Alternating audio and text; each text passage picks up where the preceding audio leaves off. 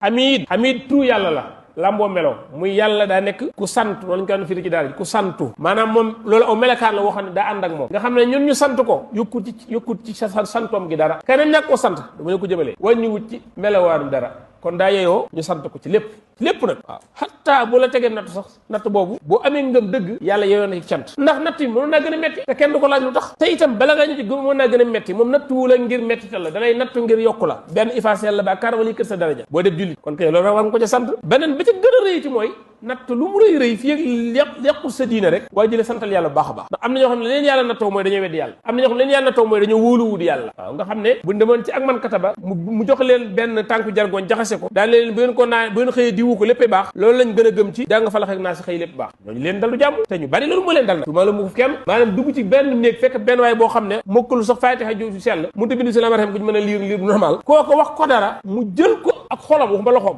gëm ko lool di ko wula ay client naan sama waay ji kii de moom bàcc demee ba tey waaw mu la kooku li ko dal du jàmm yow nag loolu yàlla musal la jàpp naa yow mii dama dégg fekkee musalulu ci rek ba yow nga xam lay dal du jàmm kon gaawal nga bàyyi loolu kon nattu bu la mën a dal sax yàlla yeew na ci can kon yàlla mu hamid la moo tax ñun bu ñuy taaya innaka hamidu majid dañ ko jàng lu bari hamid turu yàlla la majid turu yàlla la waaw mooy ku